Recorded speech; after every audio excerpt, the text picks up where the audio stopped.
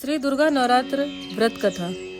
इस व्रत में उपवास या फलाहार आदि का कोई विशेष नियम नहीं। प्रातः काल उठकर स्नान करके मंदिर में जाकर या घर पर ही नवरात्रों में दुर्गा जी का ध्यान करके यह कथा पढ़नी चाहिए। कन्याओं के लिए यह व्रत विशेष फलदायक है। श्री जगदम्बा की कृपा से सब विघ्न दूर होते हैं। कथा के अंत में बारंबार दुर्गा माता तेरी सदा ही जय हो का उच्चारण करें। बृहस्पति जी बोले, हे ब्राह्मण देव, आप अत्यंत बुद्धिमान, सहस्त्र शास्त्र और चारों वेदों को जानने वालों में श्रेष्ठ हो। हे प्रभु, कृपा कर मेरा वचन सुनो। चैत्र आश्विन और आषाढ़ मास के शुक्ल पक्ष में नवरात्र का व्रत और उत्सव क्यों किया जाता है? हे भगवान, इस व्रत का फल क्या है? किस प्रकार करना उचित है? और पहले इस व्रत को किसने किया, सो विस्तार से कहिए। बृहस्पति जी का ऐसा प्रश्न सुनकर ब्रह्मा जी कहने लगे, हे बृहस्पति, प्राणियों का हित करने की इच्छा से तुमने बहुत ही अच्छा प्रश्न किया। जो मनुष्य मनोरथ पूर्ण करने वाली दुर्गा, महादेवी, सूर्य और नारायण का ध्यान करते हैं, वे मनुष्य धन्य हैं। यह नवरात्र व्रत संपूर्ण कामनाओं को पूर्ण करने वाला है। इसके करने से पुत्र चाहने वाले को पुत्र, धन चाहने वाले को धन, विद्या चाहने वाले को विद्या और सुख चाहने वाले को सुख मिलता है। इस व्रत को करने से रोगी मनुष्य का रोग दूर हो जाता है और कारागार में बंद हुआ मनुष्य बंधन से छूट जाता है। मनुष्य की संपूर्ण संपत्तियां उसके घर में आकर उपस्थित हो जाती हैं। बंध्या और काकबंध्या को इस व्रत के करने से पुत्र उत्पन्न होता है। समस्त पापों को दूर करने वाले इस व्रत के करने से ऐसा कौन सा मनोरथ है जो सिद्ध नहीं हो सकता? जो मनुष्य इस अलभ्य मनुष्य देह को पाकर भी नवरात्र का व्रत नहीं करता है, वह अनेक दुखों को भोगता है और उस देह को छोड़ने के बाद नरक में जाता है। यदि व्रत करने वाला मनुष्य सारे दिन का उपवास न कर सके तो एक समय भोजन करे और उस दिन बांधवों सहित नवरात्र व्रत की कथा का श्रवण करे। हे बृहस्पति, जिसने पहले इस व्रत को किया है उसका पवित्र इतिहास मैं तुम्हें सुनाता हूँ। तुम सावधान होकर सुनो। ब्रह्मा जी बोले, पीठत नाम के मनोहर नगर में एक अनाथ नाम का ब्राह्मण रहता था। वह भगवती दुर्गा का भक्त था। उसके संपूर्ण सद्गुणों से युक्त सुमति नाम की एक अत्यंत सुंदर पुत्री उत्पन्न हुई। वह कन्या सुमति अपने पिता के घर बालकपन में अपनी सहेलियों के साथ क्रीड़ा करती हुई इस प्रकार बढ़ने लगी जैसे शुक्ल पक्ष में चंद्रमा की कला बढ़ती है।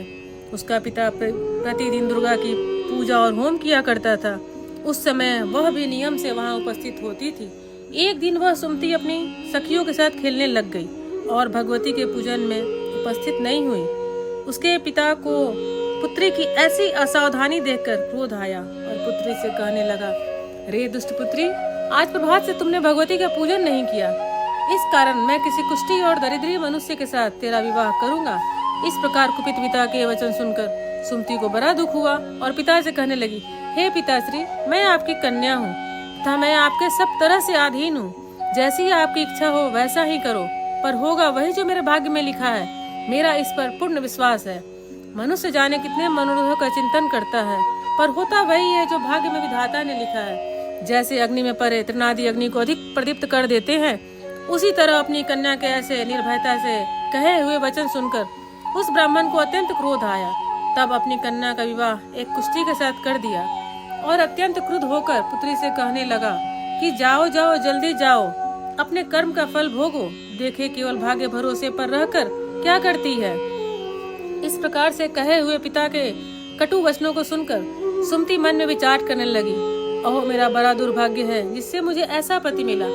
इस तरह अपने दुख का विचार करती हुई वह सुमति अपने पति के साथ वन चली गई और उस भयानक वन में उन्होंने वह रात बड़े कष्ट से व्यतीत की। उस गरीब बालिका की ऐसी दशा देखकर भगवती पूर्व पुण्य के प्रभाव से प्रकट होकर सुमति से कहने लगी, हे दीन ब्राह्मणी, मैं तुम पर प्रसन्न हूँ। तुम जो चाहो वरदान मांग सकती हो। मैं प्रसन्न होने पर मनवांछित फल देने वाली हूँ। इस प्रकार भगवती दुर्गा का वचन सुनकर ब्राह्मणी कहने लगी, आप कौन हो जो मुझ पर प्रसन्न हुई हो? वह सब मेरे लिए कहो और अपने कृपा दृष्टि से मुझ दीन दासी को कृतार्थ करो। ब्राह्मणी का ऐसा वचन सुनकर देवी कहने लगी, मैं आदि शक्ति हूँ और मैं ही ब्राह्मण विद्या और सरस्वती हूँ। मैं प्रसन्न होने पर प्राणियों का दुख दूर कर उनको सुख प्रदान करती हूँ। ब्राह्मणी, मैं तुझ पर तेरे पूर्व जन्म के पुण्य के प्रभाव से प्रसन्न हूँ। तुम्हारे पूर्व जन्म का वृतांत सुनाती हूँ, सुनो। तुम पूर्व जन्म में निषाद की स्त्री थी और अति पतिव्रता थी। एक दिन तेरे पति निषाद ने चोरी की।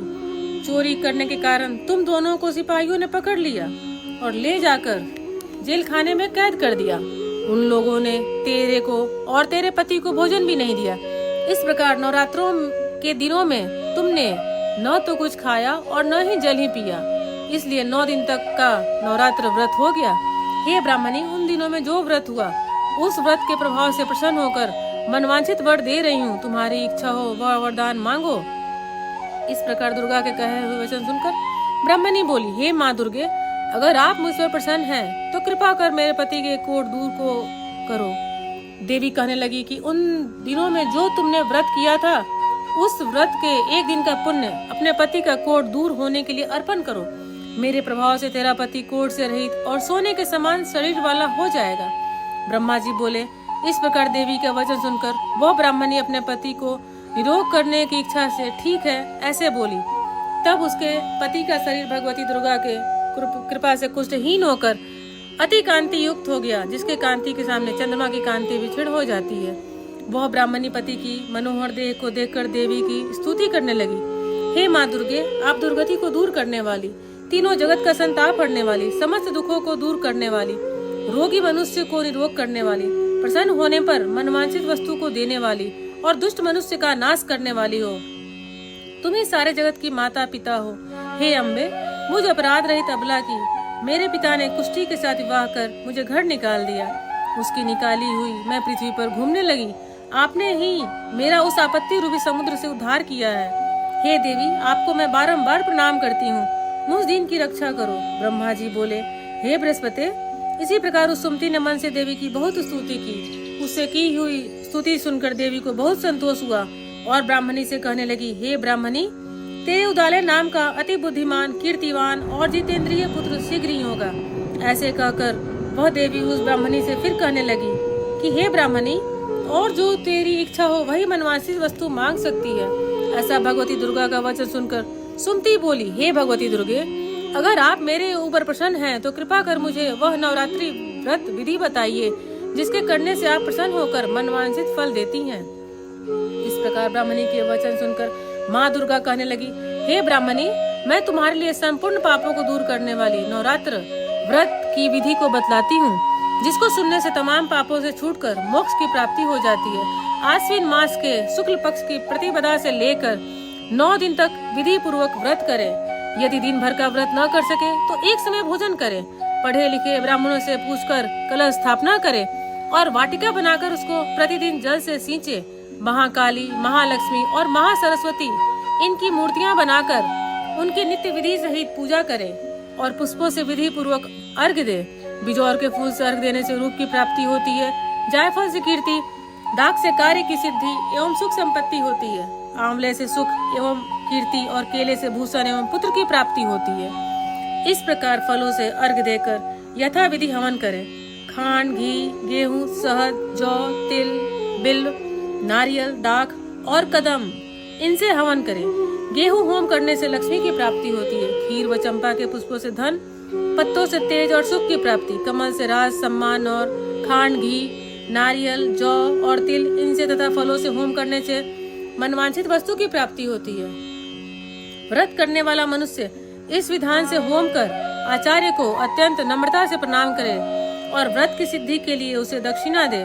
इस महाव्रत को इस विधि के अनुसार जो कोई करता है उसके सब मनोरथ सिद्ध हो जाते हैं। इसमें तनिक भी संशय नहीं है। इन 9 दिनों में जो कुछ दान आदि दिया जाता है उसका करोड़ों गुना मिलता है। इस नवरात्र के व्रत को करने से ही अश्वमेघ यज्ञ का फल मिलता है।